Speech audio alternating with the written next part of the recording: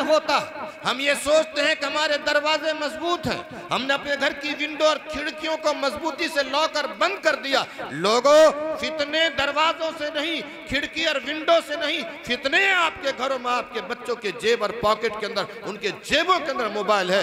ऐसे फितने हैं वो जिस मोबाइल के जरिए, सोशल मीडिया के जरिए आपका बेटा कंबल ओढ़ के क्या देखता आपको पता नहीं। अल्हम्दुलिल्लाह नहमदुहु व नस्तईनुहु व नस्तगफिरुहु व नु'मिनु बिही व नतवक्कलु अलैहि व नऊज़ु बिल्लाहि मिन शुरूरि अनफुसिना व मिन सय्यिआति अमालिना मन यहदिहिल्लाहु फला मुज़िल्ल लहु व मन युज़लिल्हु फला हादिय लहु व नशहदु अन ला इलाहा इल्लल्लाह व नशहदु अन्न सय्यदना मौलाना नबीना शफीना हादियना महदियना मुहम्मद सल्लल्लाहु अलैहि वसल्लम क़ाल नबी सल्लल्लाहु अलैहि वसल्लम खैरुकुम मन तअल्लमल कुरान व अल्लमहु। अम्मा बाद,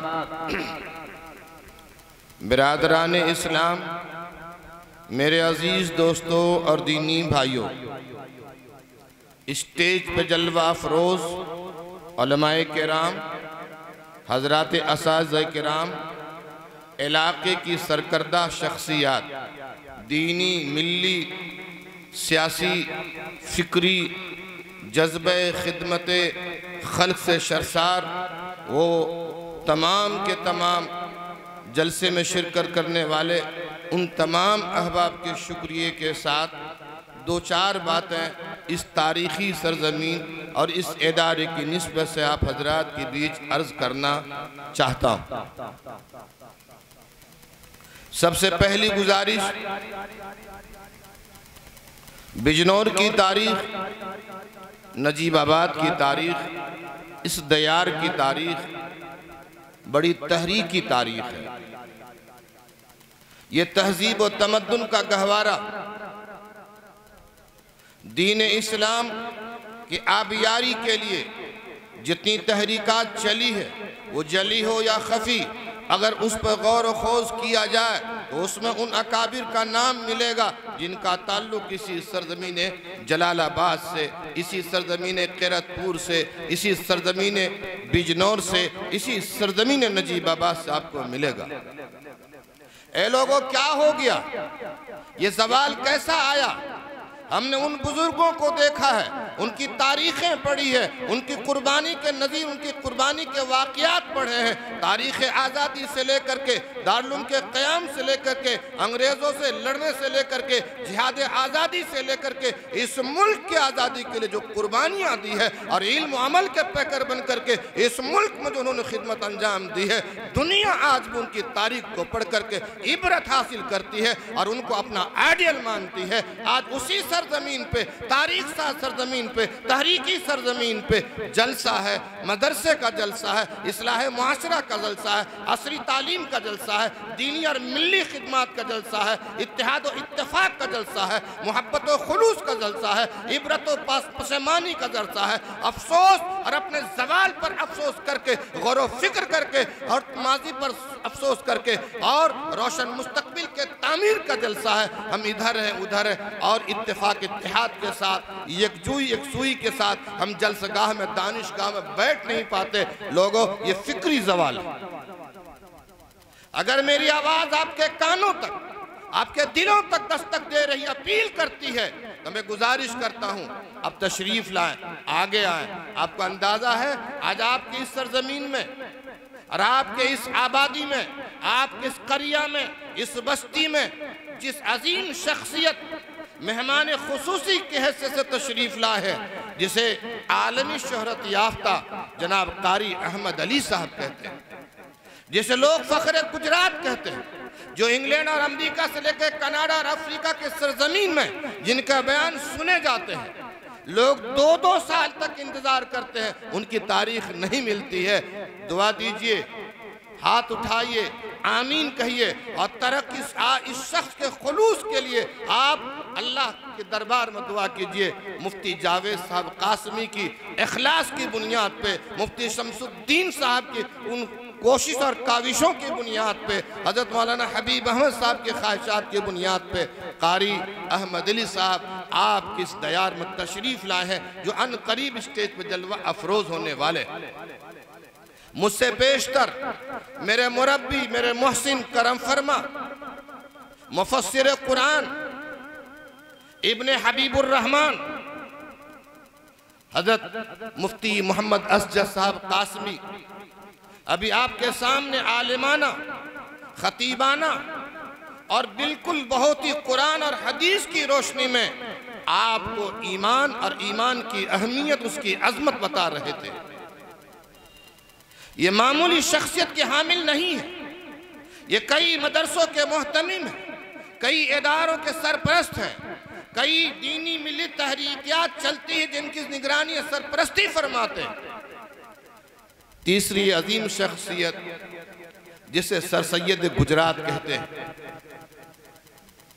जिसे खादिम कुरान कहते हैं, हजरत मौलाना हबीब अहमद साहब जो आ चुके हैं, मदरसे में तशरीफ फरमा है, अनकरीब यहाँ आने वाले हैं, जो कई मदरसों के मोहतमीम हैं, जो स्कूल और कॉलेज चलाते हैं, हॉस्पिटल चलाते हैं, जिन्होंने अहमदाबाद गुजरात की सरजमीन में कोरोना वायरस के पीरियड उस जमाने के अंदर बेखौफ व खतर खड़े होकर के उन्होंने जो खिदमत अंजाम दी है, दुनिया ने और दुनिया के उन लोगों ने जो नफरत की बीज बोया करते थे, मुसलमानों के बारे में गलत बातें कहा करते थे, उन्होंने उनकी खिदमत को देखने के बाद तौबा किया और मौलाना की शख्सियत उनकी खिदमत को कबूल किया और उन्होंने जो खिदमत अंजाम दी है, उन्होंने अहमदाबाद के मुसलमानों की लाज रखी और उन लोगों के दिलों से नफरतों को ख़त्म करके मोहब्बत के पैगाम को आम किया। आज वो अजीम शख्सियत आपके दयार में, आपके इस शहर में और आपके इदारे में वो तशरीफ ला चुके हैं जो अनकरीब स्टेज पे जलवा अफरोज होंगे। दोस्तों, उसके अलावा हम सब के रहबर, सरपरस्त जो हमारी क़ियादत और सियादत, हमारी सलाह करते, जनाब अलहाज अब्दुल सत्तार नूर मोहम्मद मेमन साहब, जिनका बड़ा गहरा इस दयार से ताल्लुक है, वो खुद बनफ्स नफी तशरीफ फरमा। इसलिए इस तमहीदी गुफ्तगू का मकसद ये है कि अगर मेरी आवाज़ आपके कानों तक जा रही और पहुँच रही है, मेरी ये गुजारिश तो जलसागाह में तशरीफ़ लाइए। हज़रत कारी साहब बड़ी मुश्किल से, अब बड़ी मेहनत के बाद उन्होंने अपनी तारीख़ आपको दिया है। लोग उनकी गुफ्तगू को सुनने के लिए सफ़र करके आते हैं। वो अजीम शख्सियत आपके यहाँ तशरीफ़ फरमा है। इसलिए अगर आवाज़ आपके कानों तक पहुँच रही है, हमारे मोहतरम व मुअज़्ज़म, हमारे नाज़िम जलसा बड़ी दिल की गहराइयों के साथ बार बार आपसे अपील कर रहे थे, आपके कानों के ज़रिए दिल तक दस्तक दे रहे थे, लेकिन बहरहाल हम तो बहाना करने वाले लोग हैं। तुम वहाँ भी बहाना कर लेना, तुमको तो बहाना करने आता है। हमें चाहिए कि इस जलसे को, जो हमारे इलाके का, हमारे दयार का, हमारी इस बस्ती का इज़्ज़त और वक़ार का ज़रिया है, इसको हमें चाहिए आने वालों मेहमानों के लिए हम उनकी इज़्ज़त के लिए और उनके वक़ार को बुलंद करने के लिए अपनी हाज़िरी यकीनी बनाएं और जलसागाह में तशरीफ़ लाएं। कुर्सियाँ आपका इंतज़ार कर रही हैं। एक वक्त ऐसा होता जब कारी साहब का बयान होता है, अहमदाबाद गुजरात के अंदर लोगों जगह नहीं मिलती, मकानों के छतों पर लोग चढ़ जाते हैं, रोड रास्ते बंद कर दिए जाते हैं, ट्रैफिक का निज़ाम मुअत्तल हो जाता है। ये जज्बा, ये वलवला है लोगों के अंदर। आज बड़ी मुबारक साथ है और इस मुबारक मौके पर आप हज़रात को मुबारकबाद पेश करता हूँ। बड़े बड़े अकाबिर अल्लाह वाले इस वक्त हमारे बीच तशरीफ़ फरमा। बयान तो उन्हीं हज़रत को करना है, मुझे तो सिर्फ आपके सामने आके गुजारिश, सफ़र और मकसद सफ़र मुझे बयान करना है। दोस्तों, बहुत सारी तहरीकात हमारे मुल्क में, इस मुल्क हिंदुस्तान के अंदर, प्यारे मुल्क प्यारे वतन में मारज़ वजूद में आई, लोगों के सलाह और फलाह के लिए, इस्लाह बातिन के लिए। और अल्लाह के नबी, हम सब के आका, प्यारे हबीब, कायनात के मोहसिन जनाब मुहम्मदुर रसूलुल्लाह सल्लल्लाहु अलैहि वसल्लम के उसवा, असीरतुन नबी, असीरत पाक, सहाबे कराम की पाकीज़ा ज़िंदगी, उनकी न्यूरानी ज़िंदगी, मक्का और मदीने की ज़िंदगी, सब्र और शुक्र की ज़िंदगी, और वो तमाम के तमाम हालात आप हजरात के सामने किसी न किसी मौके से बयान किया जाता और बताया जाता है।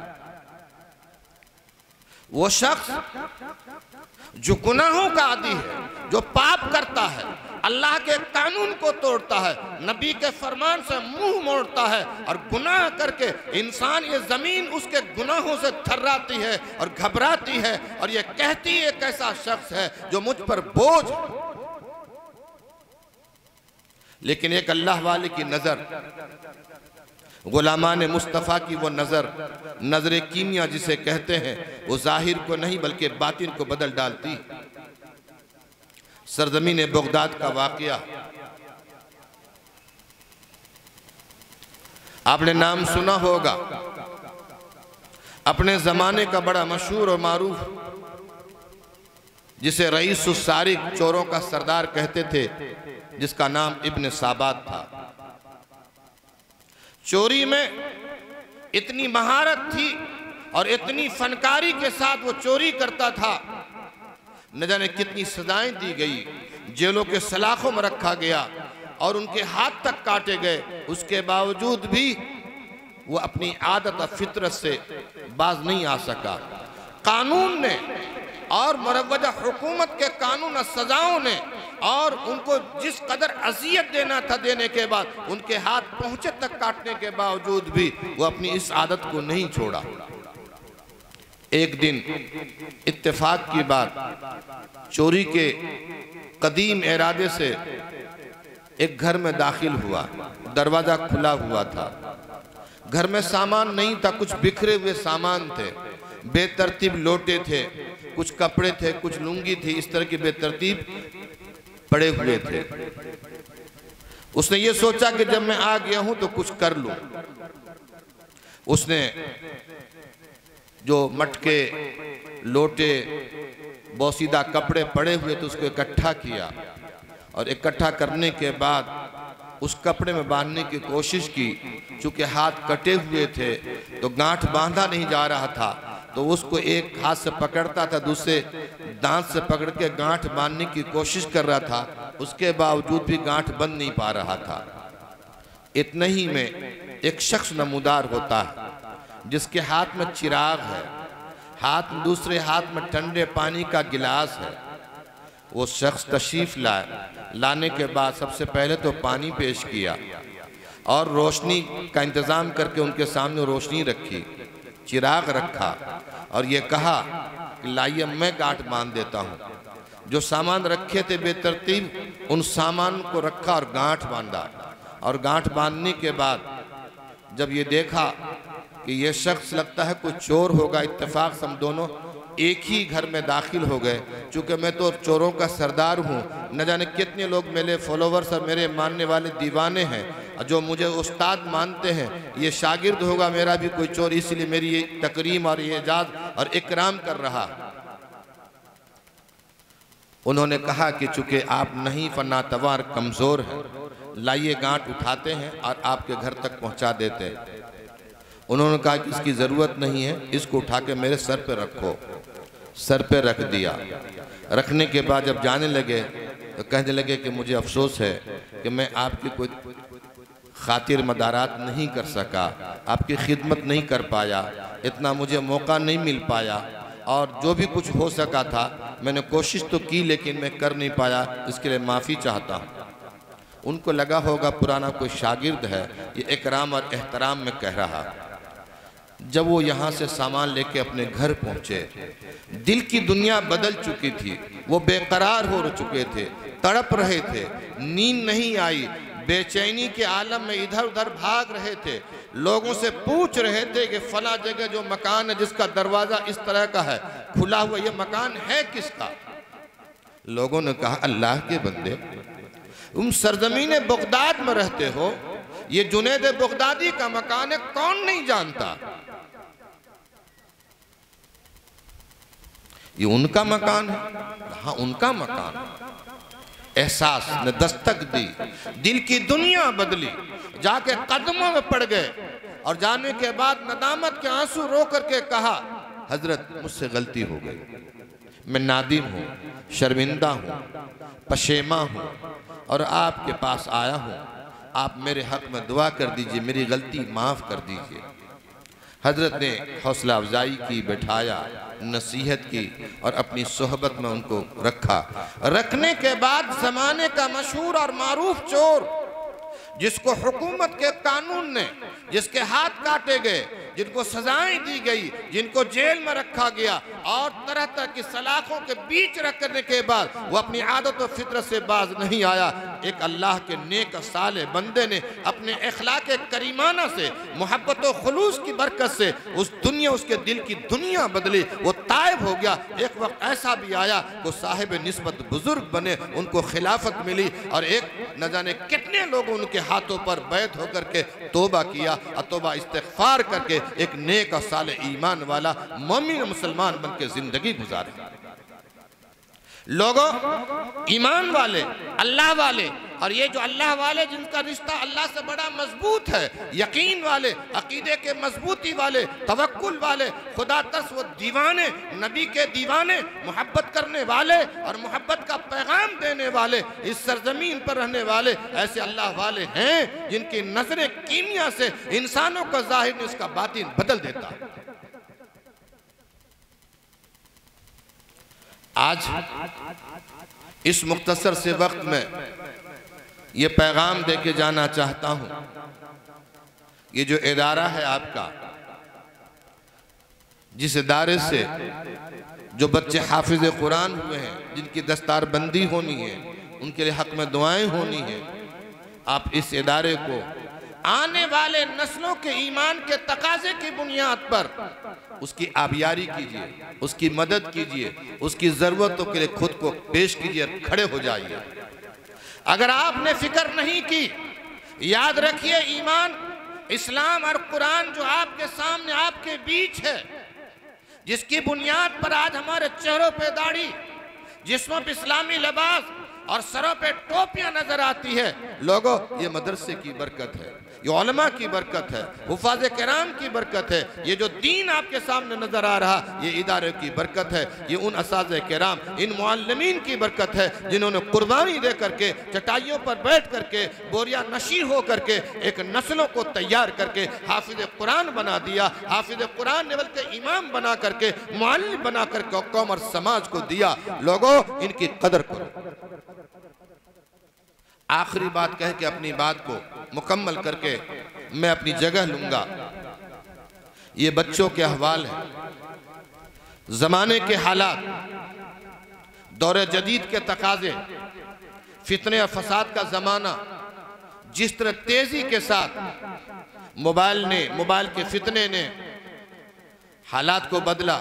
हमारा बच्चा हमारे घर में होता, हमारा बच्चा हमारे बिस्तर में होता, हमारा बच्चा कंबल के नीचे और लिहाफों के अंदर होता, लेकिन हमारा नहीं होता।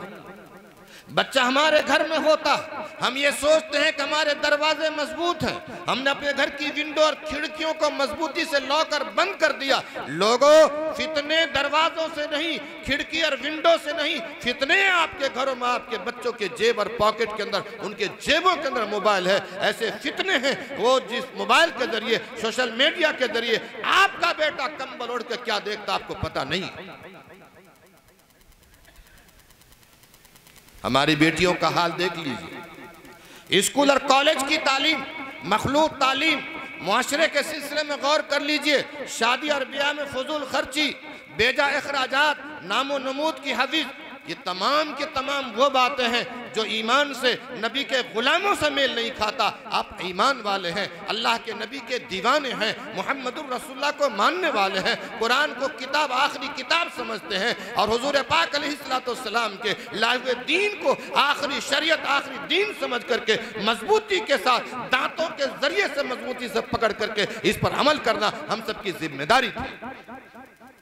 आज हमारी नस्ल, हमारे नौजवान बगावत करते हैं, माँ और बाप नाराज होते हैं, उनके तावीज़ के लिए दूसरों के पास जाते हैं, दुआओं की गुजारिश करते हैं। कभी आपने अपने बच्चों के बारे में तन्हाई में आपने अपने औलादों के बारे में फिक्रमंदी का सबूत नहीं दिया, उनकी तरबियत की फिक्र नहीं की, आपने नीयत नहीं की। आपने अपने बच्चों को ये कहा, बेटे जल्दी सो जाइए, सुबह कल सैटरडे है, आपको सुबह जल्दी स्कूल जाना है, जल्दी सो जाइए, जल्दी लेट जाइए ताकि जल्दी उठ जाएंगे। ऐ लोगों, मुसलमानों, ऐ गयूर ईमान वालों, तुम्हें मेरी माओ, अगर मेरी आवाज़ आप तक पहुंचती है, आपने कभी अपने उन मासूम बच्चों से ये नहीं कहा, ओ मेरे बच्चे सो जाओ, सो जाओ, सुबह जल्दी उठना है, फजर की नमाज पढ़नी है, तुमको मस्जिद जानी है।